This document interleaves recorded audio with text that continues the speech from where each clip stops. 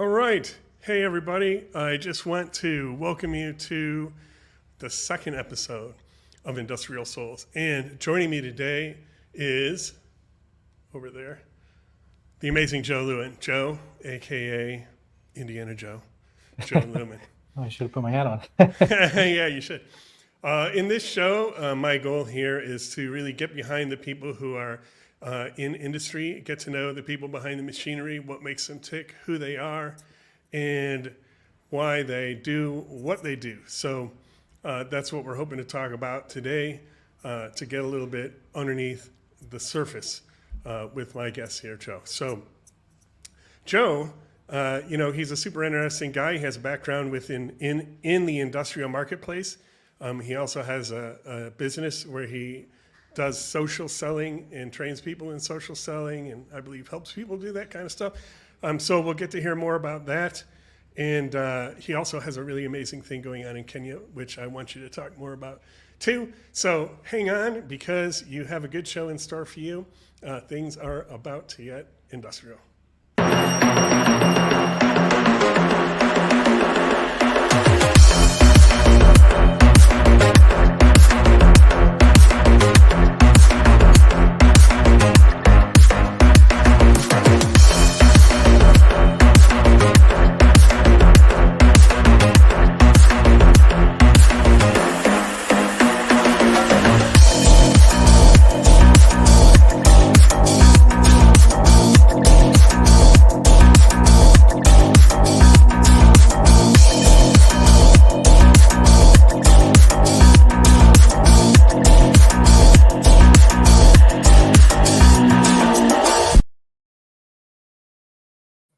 Alrighty, welcome back, and welcome with me, Joe Lewin.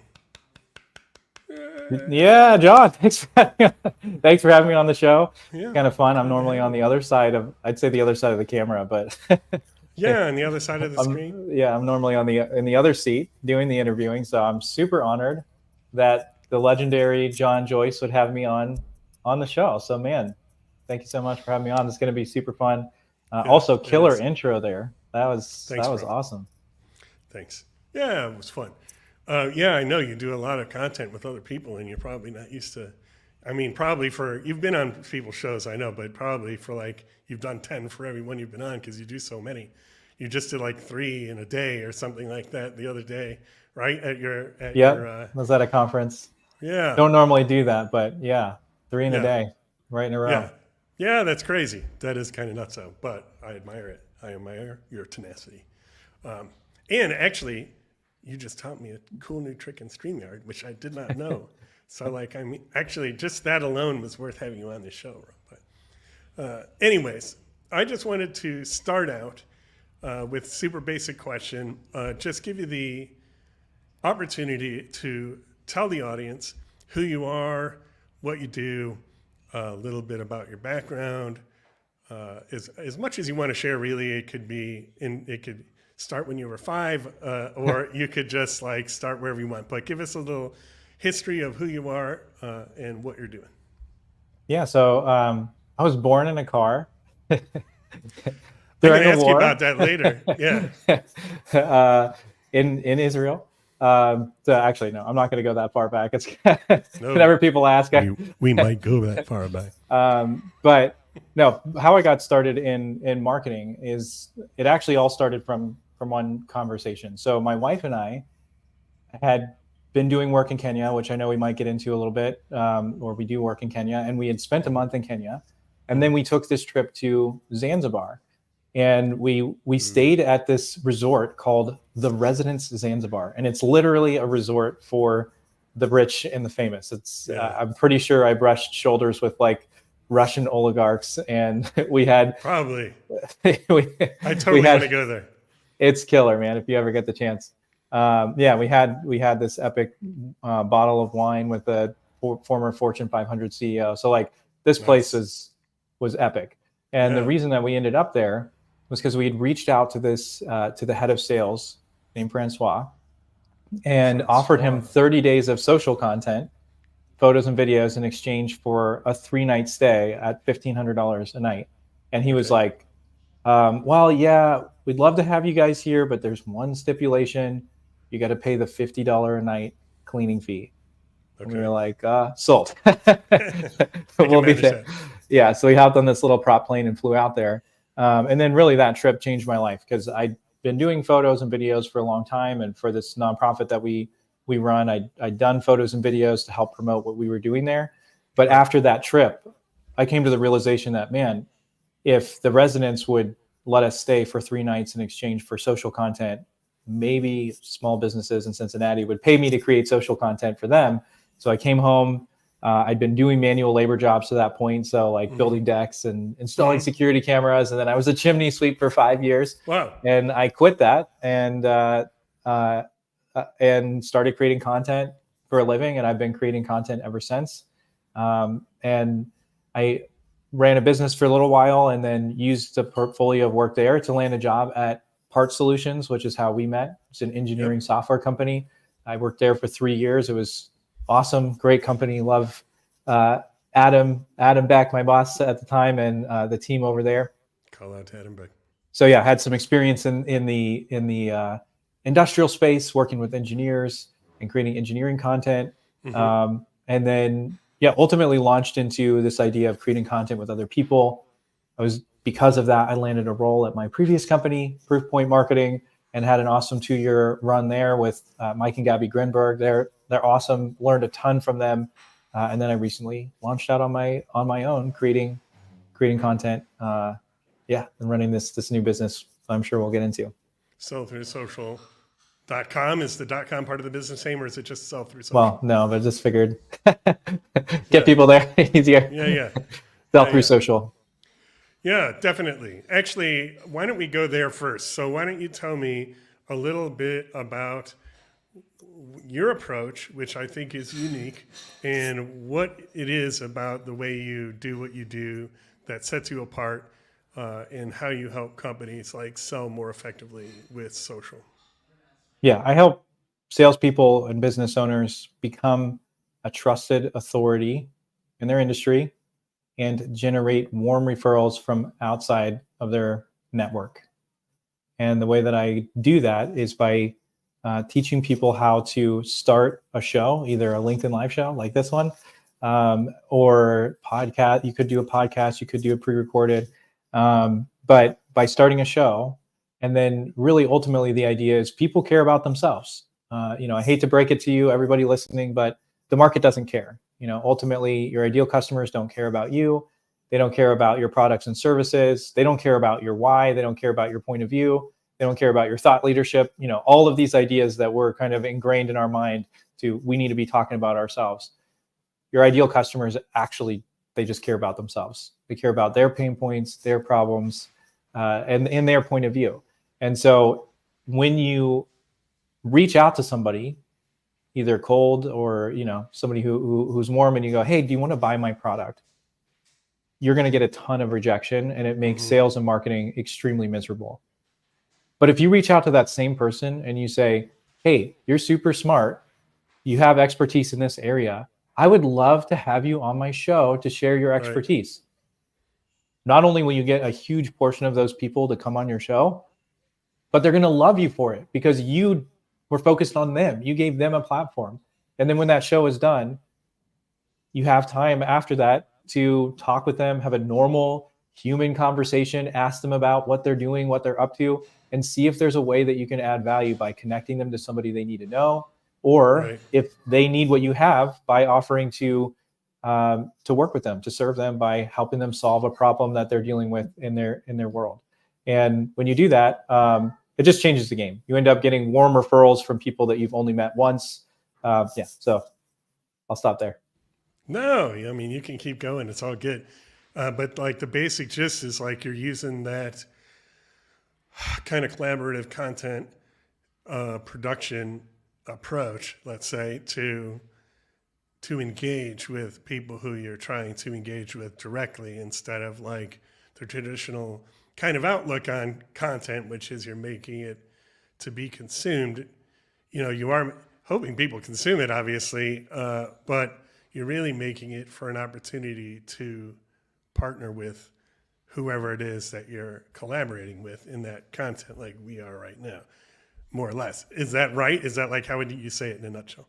Yeah, I mean, I would say the ultimate idea, if you're familiar with Bob Burg and the Go Giver, it's really being a go giver. So instead of approaching the market saying, how can I get as much as possible? How can I trick as many people as possible into buying what I'm doing, give them as little value as possible for as much money as possible? That's kind of the way that people talk about sales and business. But sure, if you're working in corporate America, a lot of times that is how it works. But America runs on small business, and that's not how you grow a small business. You grow a small business by offering value, serving people, really, really bringing meaningful, uh, meaningful interactions into the market. And so this is a way Right. to do that. It's a way to actually have legitimate, real human-to-human connection with people. Right. And yeah, the last thing I'll say on that is just, if you focus on yourself, it's incredibly hard to do business development. If you genuinely approach every interaction saying, how can I serve this person? How can I make them look good? How can I add value to them? They are going to look for ways to try to help you. I just finished up Right. a call with a friend of mine. I had him on a show a few months ago, and he is without any benefit to himself. And he even said, like, look, this isn't a quid pro quo. I want to get you business from my network. Let's strategize about how I can sell what you're doing to my friends. Like, Yeah. that's the kind of value that you can get out of this process. You're building Yeah. relationships with people who will make warm introductions to you to people who are ready to buy right now. Yeah. No, it's fascinating. And it's a little, I think it's a little bit of a paradigm shift. Like, you don't think of it naturally that way. But I think it's cool. It's important, I think, because really more and more, I think we're seeing like this dehumanization of everything that's going on. So brands in general are already dehumanized, right? A brand is not a human. And, by default, a brand is a fake human. Essentially, you're trying to Yeah. create fake human things, rapport and recognition, and the things that come automatic with humans, like when you talk to each other and you see each other. I recognize your face. I know you. We talk.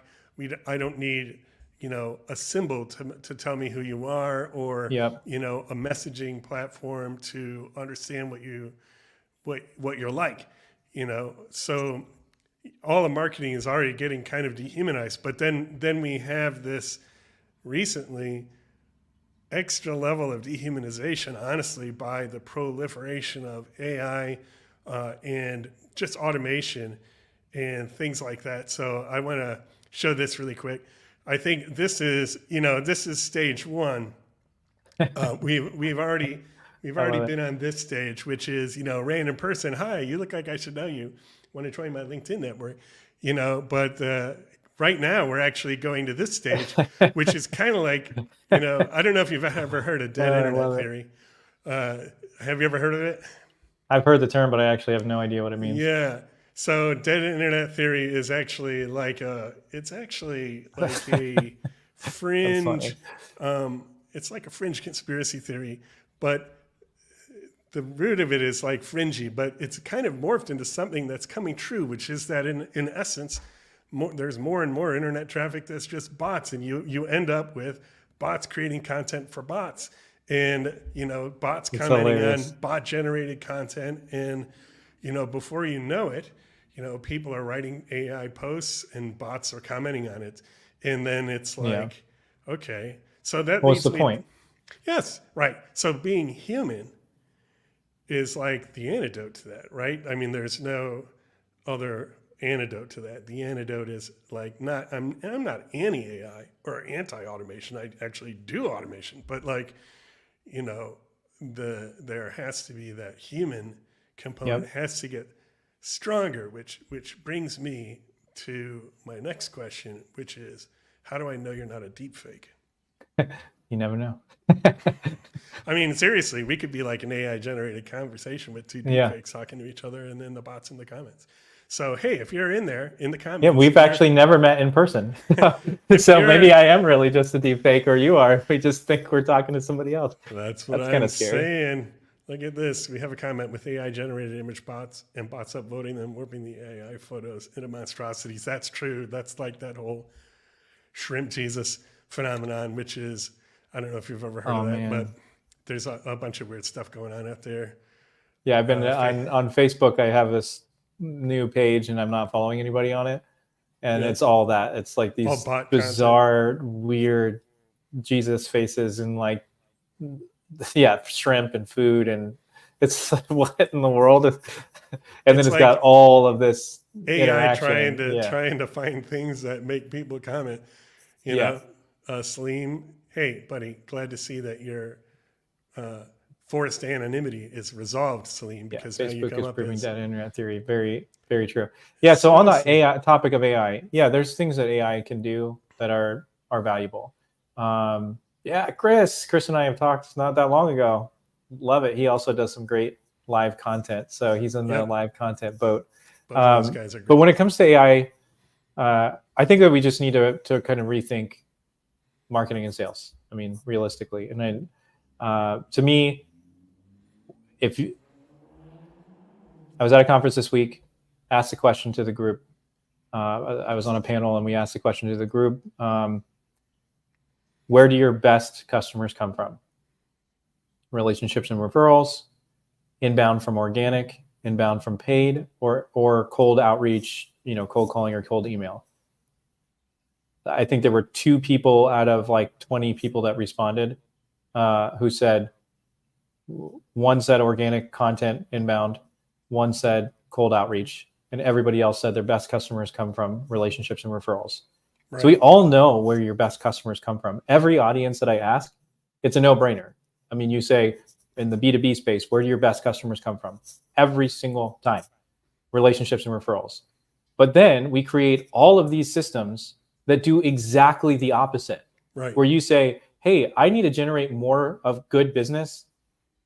And so I'm going to just focus on how do I scale something up that's completely transactional from beginning to end, so that my team has to spend as little time as possible interacting with somebody that's going to be paying us $20,000 a month for the next 20 years. Like, that doesn't make any sense at all.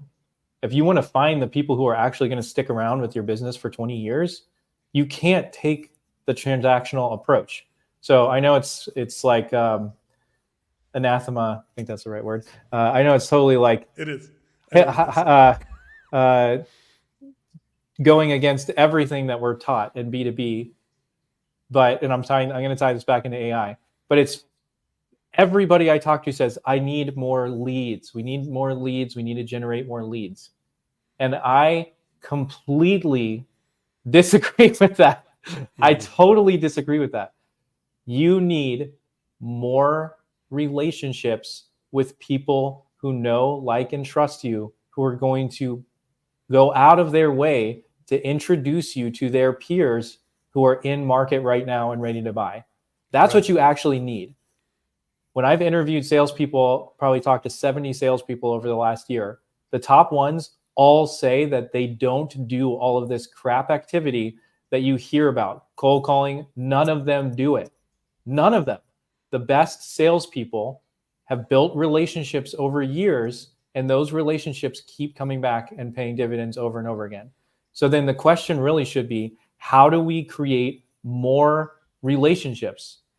Where do relationships come from? Relationships are initiated through conversations. So we need to switch from doing lead generation to conversation generation. And the reason I'm painting that picture is to say where AI can help you is by helping you to, like this video, for you to go through and create a social post for a clip for this video. There's not a ton of value in you creating that from scratch. So like, if I'm going to cut clips from a video like this, I'm going to take the transcript, I'm going to cut some clips out of it. And as soon as AI gets good enough to cut those clips on its own, heck yeah, I'm doing that. And then I'm going to take that clip, I'm going to take the transcript from that clip, I'm going to put it in ChatGPT, I'm going to have it give me a post, and then I'm going to spend 3 minutes tweaking it to make it sound better, right? And so I'm going to spend 3 minutes on that, or 5 minutes instead of 20. That to me is a great use of AI. There's no reason to reinvent the wheel with video-driven content that we've already created. Right. But when you're going to create AI content from beginning to end, you're just making yourself a transactional bot, essentially. Yeah. And you're going to get all of the low-level bottom feeder clients who want a transactional relationship. So if you want the clients that are going to push you to push you on price to the bottom, they're going to be the worst to work with. They're going to churn. They're going to jump ship. Yeah, you create all that AI generated content. I'm going to be getting the high quality content customers who are going to pay me what I'm worth, who are going to stay with me for a long time, and they're going to recommend me to other people, because everything that I do when I'm creating content is focused on how is this going to help me generate conversations with people who I can help and who can help me. Yeah, absolutely. I totally agree. I think actually sometimes we as marketers borrow or try to borrow like methodologies from B2C and do them like they would work in B2B, or industrial marketing, which is like even a level more esoteric than B2B. And it's like, okay, I'm sorry, just like pumping Google ads at keywords and expecting people to pop up and buy crap, you might get people to buy stuff, but the kind of customers you're really looking for, that's not gonna work on, So Yeah. it's like you do have to build relationships. That has to be part of your strategy. And like, here's a comment from Chris: if only we had a free platform that would help us too. Ironic, but funny. Yeah. Okay, so Well, actually, I'll make one real quick comment, and I know we're kind of Okay. getting close on time, but just to throw this all out. right. I spoke at an event last week about social media. I was the B2B speaker. The 3 other people represent either brands, big brands, or one lady was an agency that works with like celebrities and stuff. Yeah. Every single one of them talked about how they focus on community building and starting conversations with people in the DMs. So even B2C, it's the same thing. They're literally saying the same thing. They're saying we're creating this content to get our community to turn into a community. And then Right. we get ideas for what future content to create from the comments. And the reason they comment is because we respond back and we interact with them and we have a conversation and we create raving fans. So even in B2C, it's the same thing. It's focusing on, sorry, I'm starting to get into my soapbox mode. So I'll stop there. No, it's all good. No, it's all good. I totally get it though. It's hard to keep the eye on the ball here. And actually, I think a lot of people are uncomfortable with this kind of paradigm shift. I think even salespeople are a little uncomfortable with the fact that these relationships have to, at least partially, you can't ignore, for instance, platforms like LinkedIn when it comes to doing these kind of relationships. It's like it used to be, bring me a box of donuts. And now nobody wants you to come over, and they're not there anyways.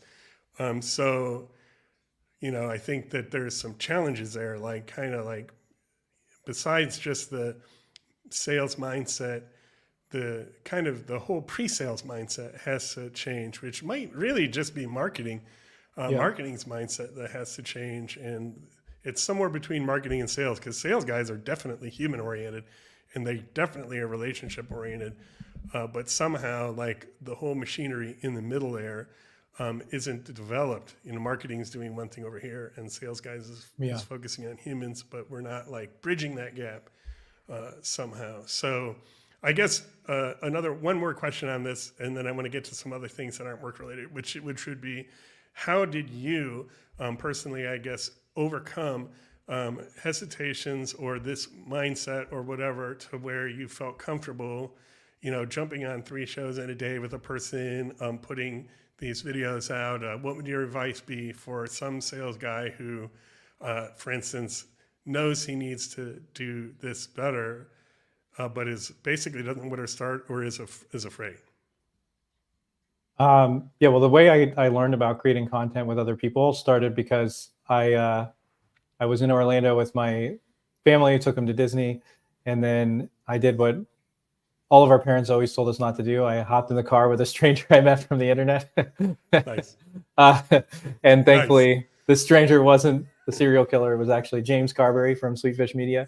And he introduced me to the idea of content-based networking. And I had just been dabbling in it a little bit. I'd started creating content with people as a way to build relationships. But then he really was like, this works. You got to do it. You got to start a podcast. So anyway, he introduced me to Dan Sanchez, and then Dan's like, the Strategic Marketer Podcast, you got to do it. And I did it. So, that really set me on this trajectory of focusing a lot more on really where my values are, which is building relationships with people. And then content is then the way that I initiate a lot of conversations and build those relationships. And then, from there, it's just not being a pushy salesperson, but actually looking to add value and then doing that. But as far as people who are looking to get into this stuff themselves, I would just say, you just got to do it. Like at the end of the day, your first LinkedIn Live, you're going to fumble your intro. You're going to do it, And every time, bro. I still struggle with intros. You're going to ask your guest a question in the wrong way, or you're going to get on and you're going to be deer in the headlights. It's going to happen. So just do your first LinkedIn Live already. Let it happen. It's going to happen for your first 3, 4, 5 that you do. And then it's going to feel like a Zoom call. Like to me right now, this feels like we're just jumping on a Zoom call. It's a little more structured, but I'm not thinking about it at all. Right. Because I've done enough of them. So it's really the only antidote to you not creating horrible content is just to do a ton of it until you're not. And if you don't publish it, you're not going to see enough value from actually putting it out there to do it. And if you're really hesitant, start by just recording a video on your phone. Take out your phone, record a selfie video. I just did an interview with this guy, Thule Kraus, and he pushes me on this. Like this to me is next level, and it makes me uncomfortable, but I like it because I think he's right. He said, you just got to record one take. And if you sneeze in the middle of the video, who cares? People do that during sales calls. They do it, and people will actually like you for it. And he showed me a message from a video that he did where he sneezed in the video. And he got a message from somebody who was like, man, I've been loving your content. I love that you just left that in there and did it. So like, in fact, that's the kind of thing that shows that you're not a bot. Would a bot, would AI generated content sneeze in a video? Definitely not. So just start creating the content, put it out there. It's not going to be as good as you want, but on LinkedIn, it's actually a super friendly platform. So most likely you're not going to get any hate for it. And you're actually going to have people who start reaching out to you and appreciating the fact that you're getting on video and just doing it. So the only answer is just do it. Record a video right now as soon as you're done watching and hit publish. Okay. We're getting close on half an hour. Maybe we can go over a little bit. Hold on, people, because we are going to do a hard gear shift. Are you ready? We're going to go from like 4 to back to 1. Love it. Boom. Tell me about this. Yeah, so my wife is awesome. I'm married up big time. So the way that I met my wife is actually that in 2010, she was promoting this new nonprofit that she'd started called Waweza Movement, where she was starting a rescue center for kids in Kakamega, Kenya. And I met her at that conference and I was like, man, this, not only is she hot and good looking, but she's doing awesome stuff. I got to get to know this girl a little bit better. And so then I took my first trip to Kenya in 2012. And I've been involved in the project ever since then.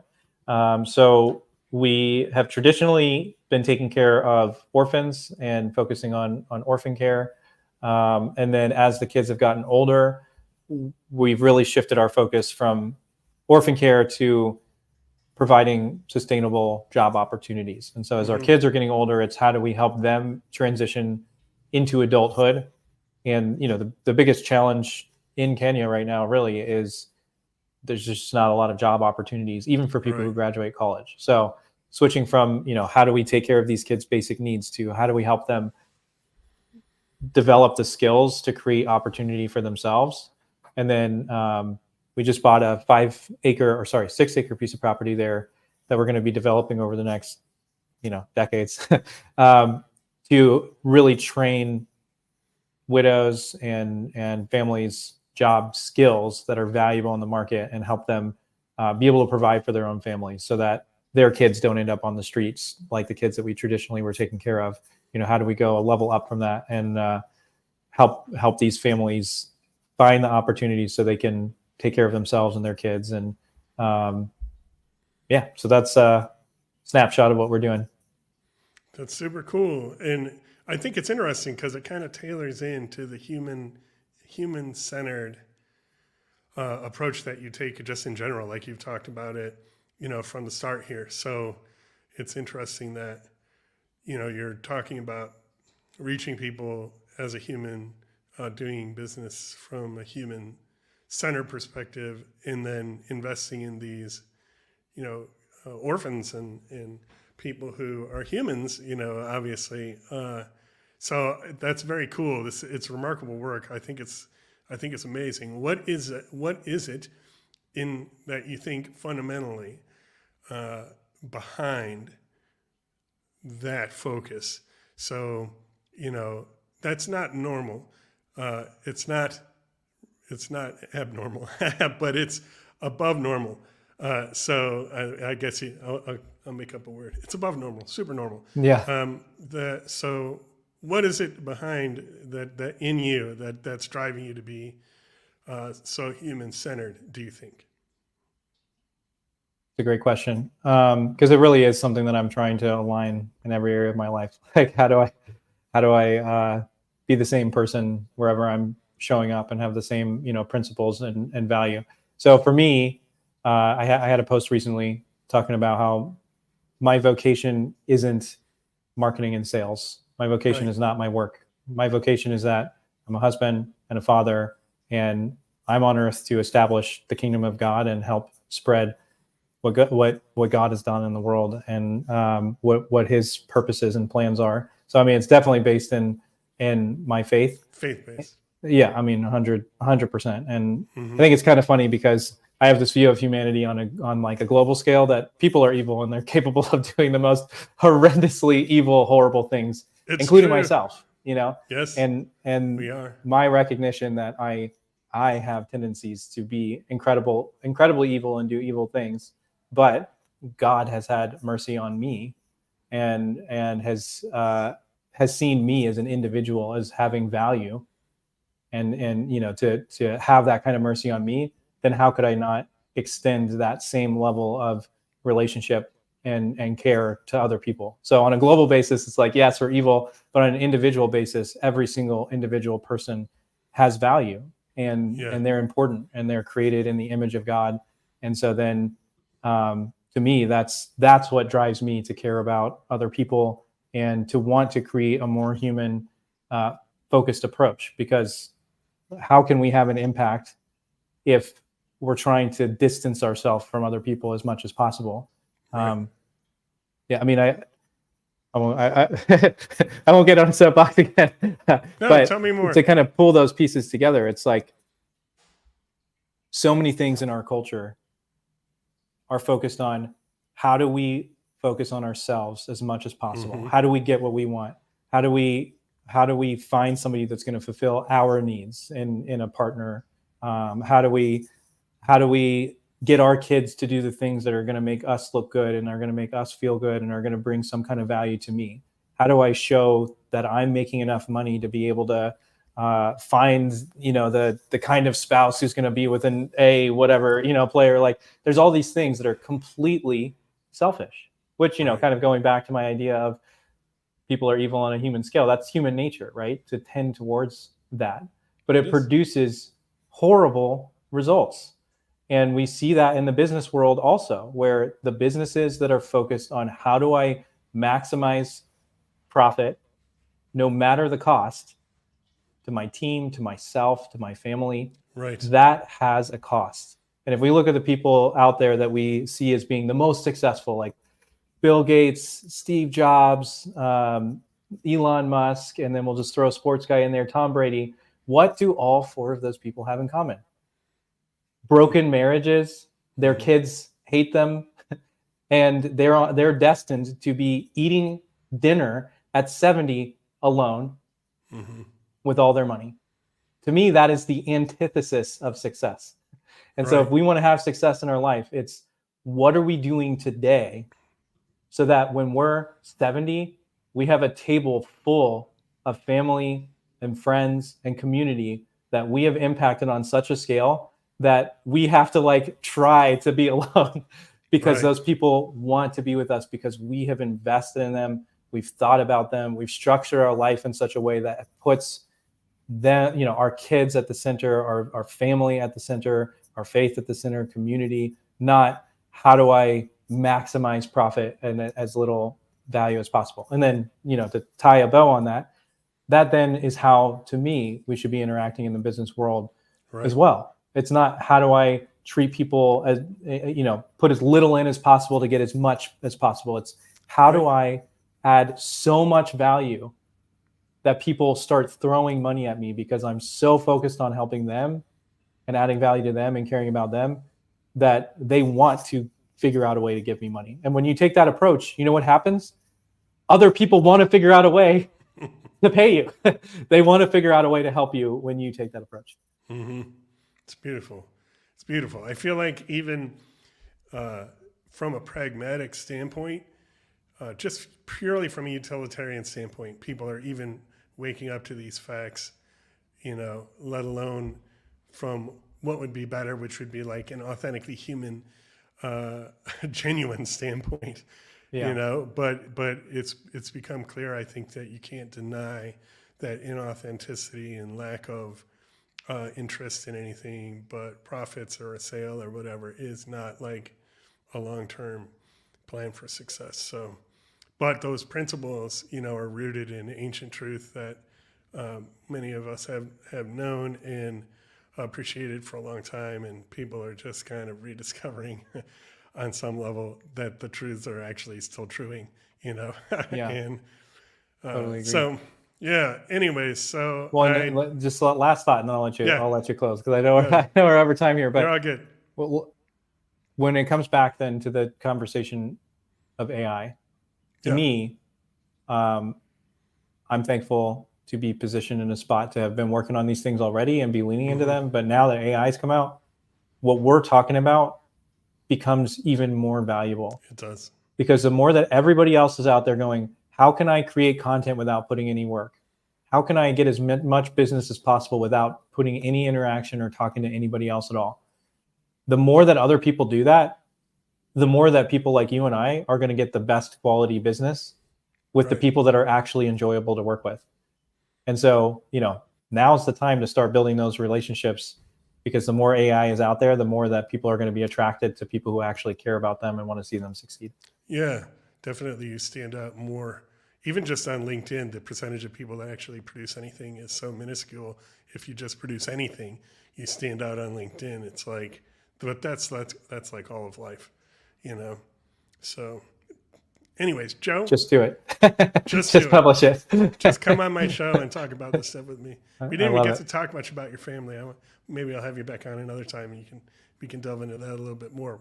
But in the meanwhile, if people want to find out more about you or your organization in Kenya, for instance, I'll put this up here while we're talking, where should they go? Yeah, so Waweza Movement, it's up there on the screen, .org, WAWEZA movement.org. And then best way to follow what I'm doing is on LinkedIn. I mean, that's where I'm creating most of my content. My website is there, sellthroughsocial.com. I'm still in the early stages of landing that service offering exactly what it is. So it'll probably keep changing over the next little bit here, but follow me on LinkedIn for the goods. And then I will give a pitch for this. I am running a group coaching program coming up here. So I work individually with business owners and companies, but also if you're an individual contributor or solopreneur or anything like that, and you want to learn marketing and sales process that is, once you get going, it's super easy to do, really fun. You get to meet lots of awesome people and start getting more referrals from outside your network. Message me on LinkedIn. I'll give you info about a group coaching program I have coming up here in June. All right. Joe, thanks for being on my show. Thank you so much. Catch you later.